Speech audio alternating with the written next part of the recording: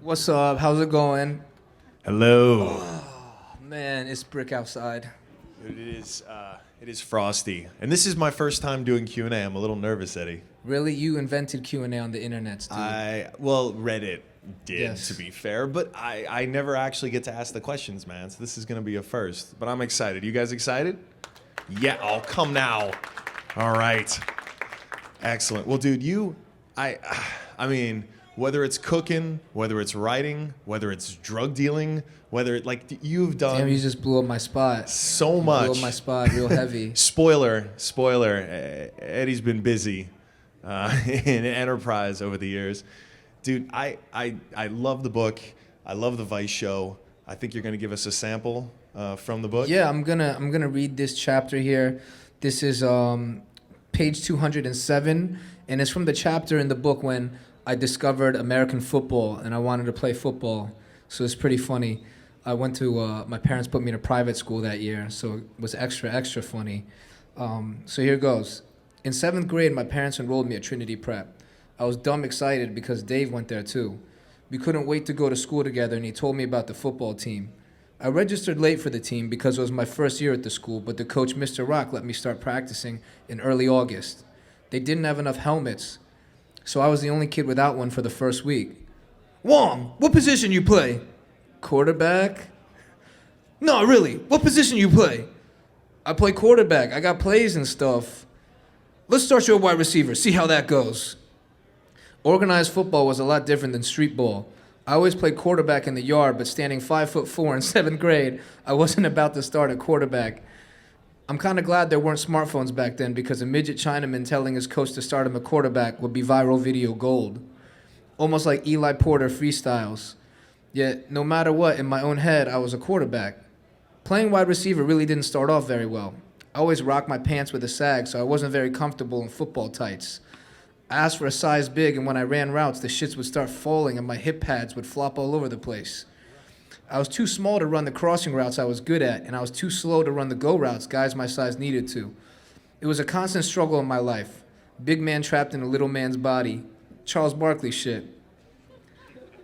The coaches laughed and the other players gave me a hard time, but I just kept working. After our first game, it became clear I'd never see the light of day at receiver. Coach Rock switched me to defensive tackle and right guard. It made no sense. When they lined us up at offensive line, it looked like Niagara Falls. Tall guy, Eddie Huang? The fuck you doing here, son? I honestly think Coach Rock thought I was helpless and put me at line so that I'd quit. The first rep I ever took on the line, he put me at left tackle and had Kwame line up across from me. Kwame was the biggest dude on the team, played defensive end, and was a straight terror on the edge. I started talking to myself. Yo, you got this, son. Ain't nothing, just get low, get leverage, and send this boy packing. Blue 9, yellow, hut. Kwame fired out the line and I started to shuffle back. Before I could even set my feet, boom! He just chucked me with two hands on a bull rush and I went flying. Literally 2 feet off the ground, whiplash on my neck, and I tumbled over twice before coming to a stop. Dead fucking meat. Wong! Get up, Wong! What? Wong, can you hear me? Kwame? No, this isn't Kwame, it's Coach Rock. Get up, Wong! Coach Rock was stumped. He had no idea what to do with me. I absolutely sucked at organized football, but I never once thought about quitting. In some crazy, sadistic, twisted way, I was having the time of my life. I was part of something. It wasn't Chinese school. It wasn't family. It was good old American fun, and I loved it. When the helmets and pads were on for 60 minutes, I wasn't Chinese anymore. I was part of the team. Instead of being singled out and being laughed at for being Chinese, I was being laughed at for totally sucking at football. It was a relief. Mom kept trying to get me to stop playing because I came home injured in some form or other every single day. She used to watch me get tossed around by Billy G in the backyard or wait on the sidelines to play at practice. She'd be crying when I came home, but she never told me why until I got older. I had no idea she was watching because she always hid from view, but my mom was always there. Without ever asking me, she understood that I needed it, but wished I didn't. I wasn't built for this American life. I was like a little shih tzu trying to run with the pit bulls. That was Dave and me. You see it a lot. There's a toy dog barking leading the big goofy dog around. Isaiah and Rodman, AI and Dikembe, Eddie and Dave. Life doesn't always make sense. 3 weeks into the season, Coach Rock introduced new drills into practice. The first one was the Indian run. The entire team, 50 plus kids, all ran around the football field. You had to stay in line, and the last guy in line had to sprint to get to the front until everyone did it twice. The first time we did it, the team thought to slow down a little bit when it was my turn. Everyone figured I was the slowest, and it was to their benefit for me to get it over with as soon as possible, since another 49 guys had to do it too. Coach Rock was a wily motherfucker, though. It made the team run even faster when it was my turn. He was onto it. I understood why the guys wanted to slow down, and I understood why Coach Rock wouldn't allow it. It was a pivotal moment.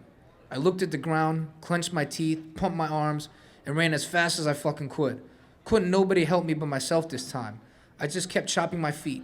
Up, down, up, down, up, down. My pads, helmet, pants, everything was too big. Shit looked like a yard sale. By the time I looked up, I was a good bit in front of the first guy, and snot was coming out of my damn ears. 20 minutes later, the drill was over, and I was over by the fence, puking my guts out. Break it down.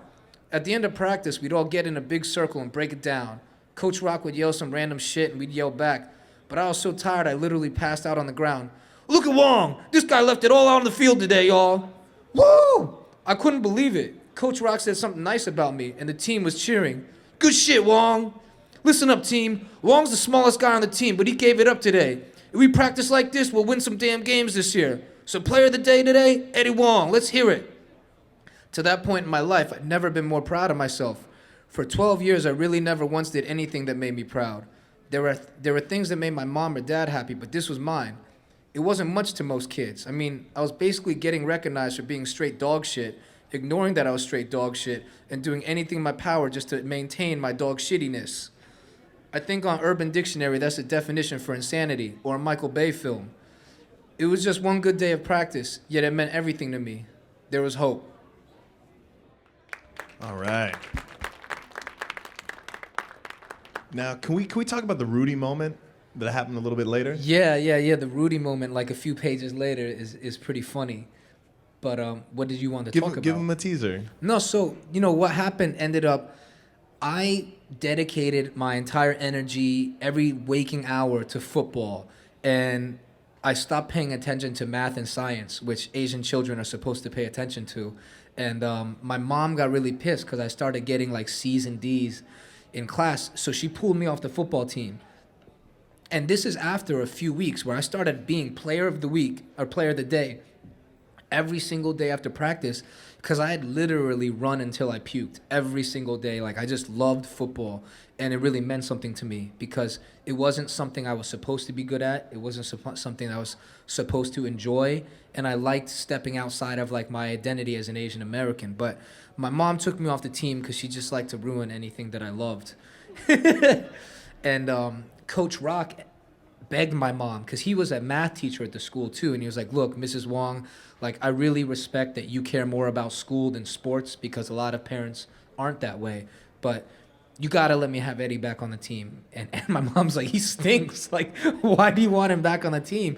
And he's like, no, like, he's an inspirational kid because, like, he does stink, but he practices really, really hard. And I actually, through all this time, even being player of the day, I never got into any game.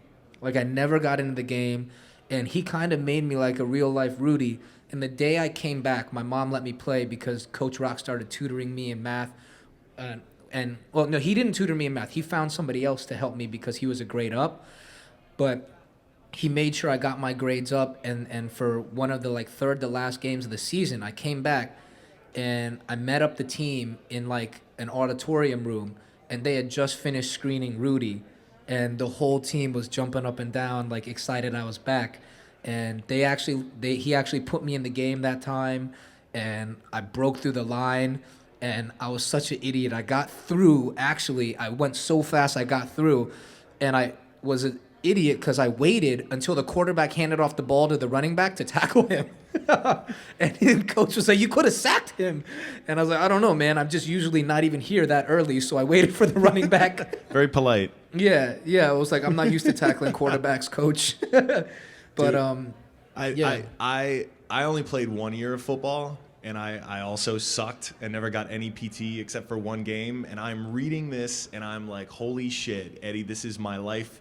The only difference in terms of the football play was I stumbled forward and kind of inadvertently hit the quarterback on my one moment. But I look at this and I'm just like, dude, this book is full of so much of this just not giving a fuck. Yeah. Just following your own way, following your heart. What in all the talks you've given, all the people you've talked to since, like, what is the best piece of advice you can give out to someone based on all the experiences you've had and all of that? Well, I think that, I really like reading the Tao Te Ching, and I learned a lot from that, and also from my own life, is that when you try to do things because you think you're supposed to, or there's, for identity, right?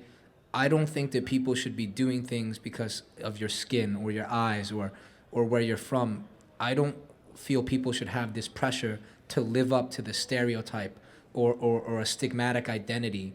And I think that's very important, to be like, I am who I am, and there are Asians in mountains, there's Asians in lakes, there's Asians in villages, and there's Asians in cities, and there's black and white people all over the place as well, And I think that it's very important for people to realize that life is about choice. You have a choice. And if you're in a society or you're in a situation where you don't have choice and you think that, you are being silenced, it's very, very important to break out. You have a duty to yourself and others of your ilk to break out and resist that shit. And the other thing I think is that you also shouldn't ever feel like there's any one thing you have to have. A lot of times in business, in your creative life, or even like your romantic life or whatever, as soon as there's something that you care about so much that you have to have it, it poisons you. Because then that thing controls you and you've lost control of yourself. So I think it's very important. Like the Tao talks about letting go of control so that you can regain control. And I think that's something, I meet a lot of people like, I gotta open a restaurant. I always wanted to be a chef. And I'm like, chill. You gotta chill, because, an occupation should not define your life or who you are. I've gained a lot of things and I've lost a lot of things. And I'll tell you what, your self-confidence and your acceptance of yourself, it doesn't actually correlate to those things, So I think it's very important for people to have self-worth regardless of things they can hold on to, poles they can grasp. Damn. All right. Now, dude, I've seen the word inspirational thrown around all over the internet when people talk about you. You're such an inspiration, and you're so inspirational, such a role model. I know Charles Barkley was a role model of yours despite everything he said about not being a role model. How do you feel when people call you inspirational and a role model? No, I think it's funny, man. I think that people are inspired at times because I'm very imperfect. I have a lot of flaws and they relate to it. And I think that people relate to it because it's like, yo, I could be this dumbass, And I'm glad they feel that way, because I am like a very normal dude. I'm a very unlikely character. And I think that that's a lot of what the book and my Vice show is about, is like, this could be you. If you take away the barriers in your mind and you take away the fear that you have of what other people will think about you, like, you could do whatever you want to do. And so I hope that the things I say do resonate with people, and that it motivates them to go out and be more of themselves. Like, that's all I really want. I want people to question things. I don't have answers. I tell people, I can only ask you good questions, but you got to figure it out for yourself. And as much as people, you could go to a bookstore and buy like a book filled with thousands of inspirational quotes, like a quote a day, And I always thought that was garbage, because you have to see it and experience it in real life, in your life, in the world, before those quotes hit home.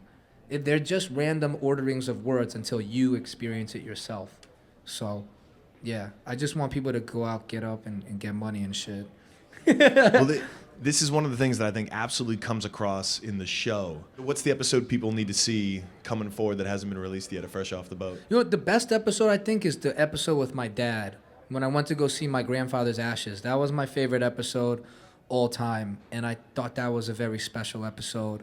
We're like a family crew. The book is family. The video is family. I think that's something people can relate to. Like, an immigrant, my father was the first to come over here.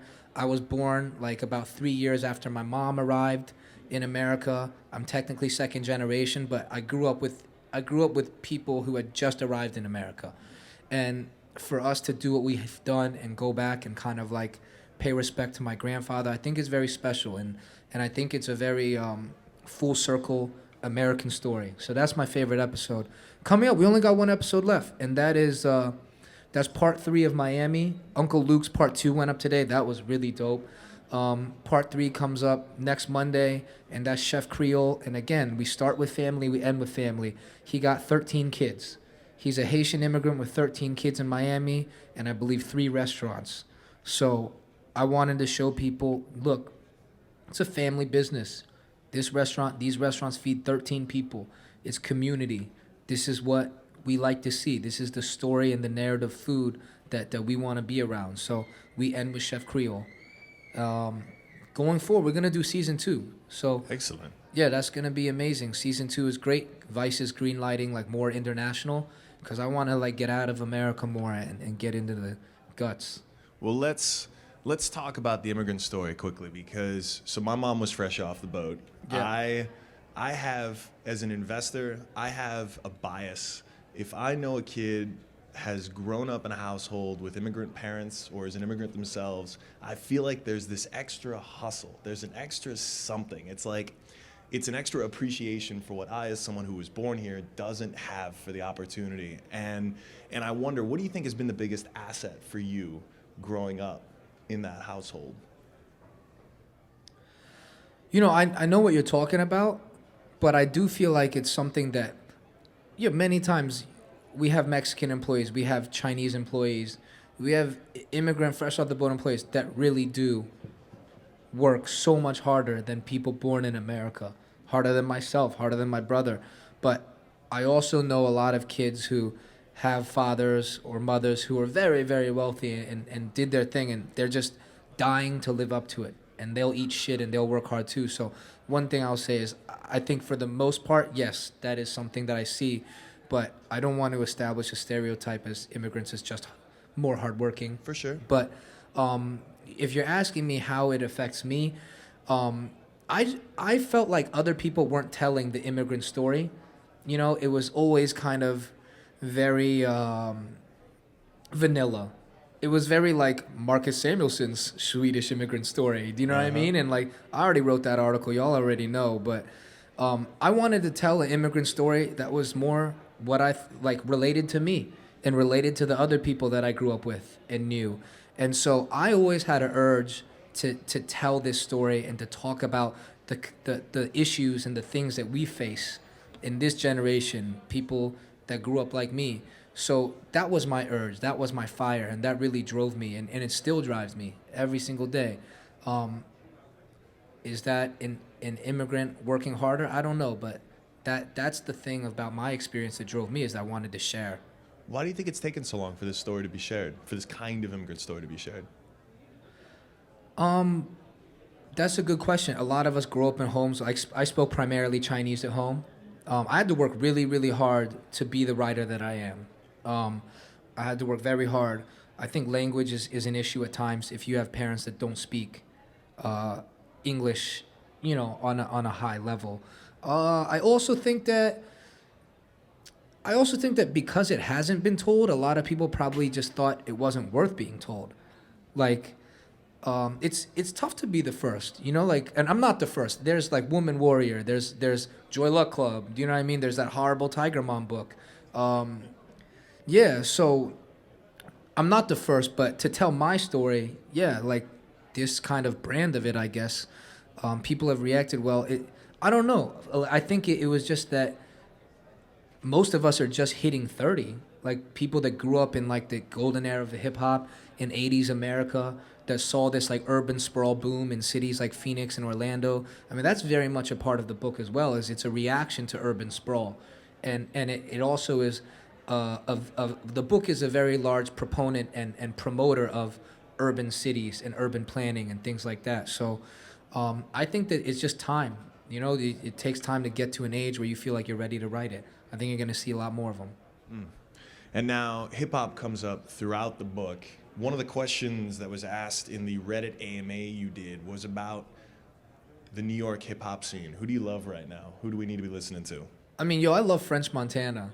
And a lot of people hate on French for his lyrics, but for me, rappers were always like superheroes, and a lot of it is like your personality and the aura that you kind of project. And like French is hilarious. Like he kind of sounds like he has Down syndrome, but he totally owns it, and I like that a lot. So I like French. I like Action Bronson. Action Bronson, when he first came out, everybody hated on him because he had a flow similar to Ghostface, but he's kind of owning that flow right now. And then who else is popping? Rock Marciano is pretty dope. ASAP is dope. ASAP is dope. I think that ASAP's album was slightly disappointing, but still good.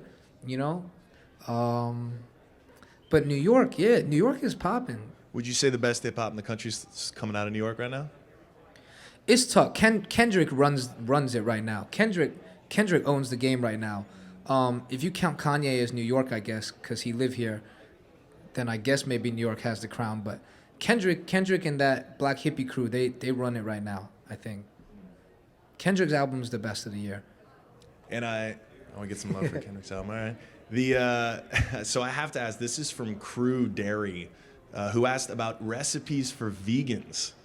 Everyone, you mentioned how into vegetarian and vegan food you were. They're clamoring for some vegan love. Obviously, you don't want to drop a whole recipe here on stage. Yeah, no, there's actually a very good school in New York. It's a cooking school dedicated to like vegetarian and vegan food. And a lot of the recipes from that school and the textbooks they use are on display at Angelica Kitchen. And a lot of times, I always have to eat at Baohaus. Every day I eat at Baohaus and I test everything, and I love it. That's my best meal of the day, right? But I usually wake up and I'll go eat at Angelica Kitchen. Angelica Kitchen is really dope. I work out, I'll go to Angelica, and then I go do my thing. Huh. Yeah. And, okay, most underrated and overrated food right now? Oh, man, I'm not even going to play that game because I think that is... I'm sorry, not you. Dude, I know somebody else asked it. No, I'm not going to play that game because I think, like, ranking culture is something I don't want to do anymore. I think I never wanted to be that dude, and I just used to take interviews and be like, you ask me, I'll answer, right? But I think that's a game that people shouldn't be playing. I don't like ranking the restaurants. I don't like doing best of. Like, what do you like? What do you fuck with? What represents the kind of the culture and the ambiance in an environment? Like, do you like the staff? Do you like the owner? Do you support his values? Like, eat at places where you support the value and you support the creative output. That's what I would say. So it doesn't matter what I think. All right. Well, let me see one more. Here we go. Aside from your family, who are or were your biggest role models in business? In business? Business. This is a good question. I mean, he's not a good dude, but I loved when Suge Knight said, "Come to death row." Like, that shit was so hard. All right, and I definitely I remember growing up watching Pac and how C. Dolores Tucker and all those senators, and they had the hearings about literally trying to ban hip-hop. And I remember watching, and I was like, they can't touch them because as entrepreneurs, Suge and Pac and all these rappers in the 90s, their audience, their fans supported them 100. And I think the most important lesson I learned from hip-hop, at least as an entrepreneur, is it doesn't matter what anyone thinks besides you and the people who you are speaking to. People will hate on you because you're different and they don't want you to be out there, and you threaten their way of life and you threaten their culture. But they can't touch you if you have a flow of money, Like, if people are buying it, people buying Pac back in the senators, they can't do shit about it. So the thing I think that the people really have to understand in getting free and having no shame is get money. You get money, you get free. And then there's money, power, respect. Like the Locks told you, money, power, respect. So it's very important. You get the money, then you get the power, then you get the respect. And that's exactly how I built my life. So Pac and the Locks. Dude, there you go. All right. Well, we got a little bit of time. We have a little bit of time for Q&A from the audience. Hey, how you doing? We were just talking about hip-hop and how much hip-hop's influenced you. And, I mean, at your restaurant alone, you play classics pretty much. Yeah. Is there any, you just talked about Suge Knight and Pac, but is there any rapper, that, or any musician or what have you that influences the way you do business, or you as a chef, or you in general? All of the labels I really liked. You know, I loved Master P when Master P came out. No joke. When he had like the plastic jewel cases with different colors, I was like, that's branding.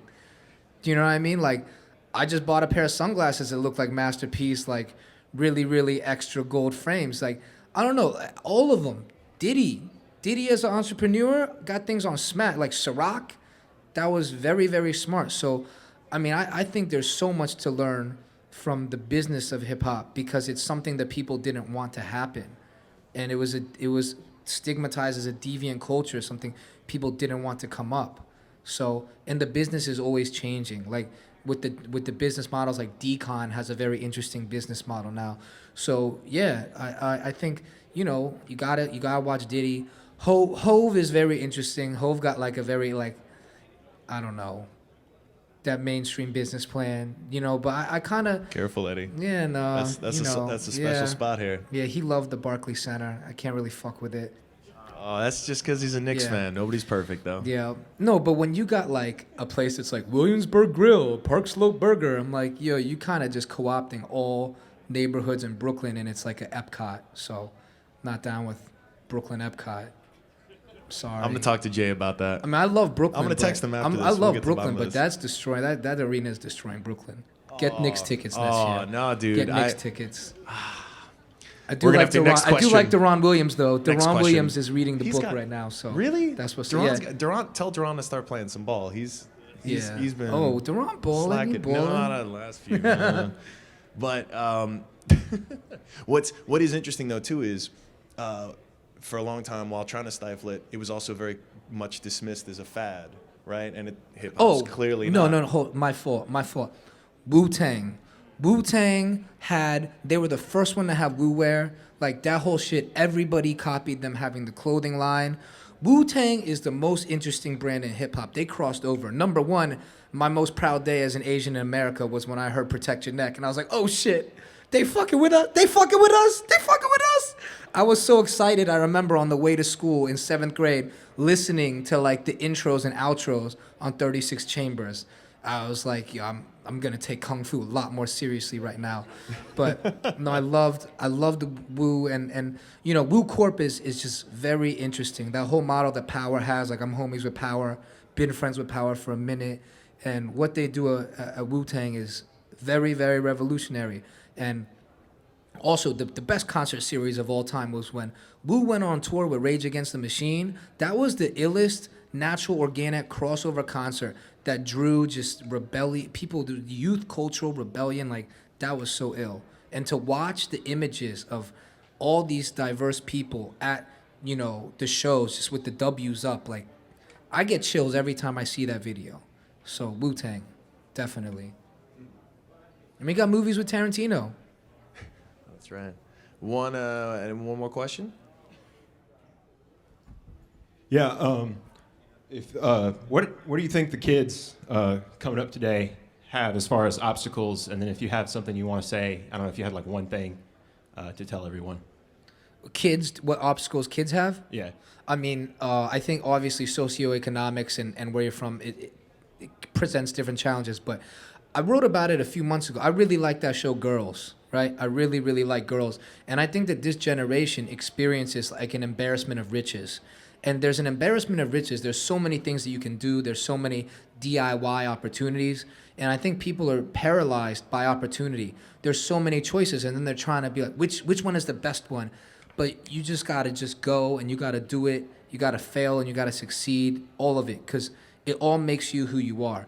I also think that the previous generation is always fucking envious of what the next generation has. In my day and age, we didn't have this. In my day and age, there was a soda jerk. Like, well, go back to your fucking day and age. Do you know what I mean? My thing is that we can't let the generation before us tell us what we're supposed to do or what they expect. And I think that the expectations of our parents and the previous generation and all the things that they expect us to do are a burden. And I think that we have to like think as our generation, read that Ralph Waldo Emerson, that American scholar, because every generation has to write its own books. You know, and all the people before us were just young men in libraries, and that's what Emerson talks about. So I think that it's very, very important for us to like not listen to the haters of old, and also not be paralyzed by all the opportunity, and to just go get it on a daily basis. That's a good question. Thank you. What's next for Eddie Huang? Season 2 of Vice is gonna be popping, and then yeah, I think I'm gonna just disappear. Oh, Baohaus, whole new menu Thursday. Like, I've been in the lab for a minute. For the whole last year, I've been really working new recipes and kind of like digging up old ones from my family, and we're paring the menu down. Like, I thought I went in a wrong direction with Baohaus when I opened the second one, when I introduced like more items on the permanent menu. And I was like, in that small space, only 475 square feet, when I committed to like 12 permanent items, it gave me no space or ability to do specials. So we're going back to the original menu, 4 bows, the chair, the bird, the house, the Jesse, and every month we're gonna have new specials, new congee, noodles, rice, pig's feet, all that, all the things that kids like. And we're gonna remix it every single month and keep it fresh, because even me, I got bored working there because it wasn't fresh. I felt like I wasn't needed. But now with this new format, I'm very excited. So yeah, I'm gonna just be back in Baohaus because I really miss it. Writing the book really took me away. I really miss it. All right. Thank you for coming, y'all. Yeah, thank you very much. Buy the book. Support Asian business.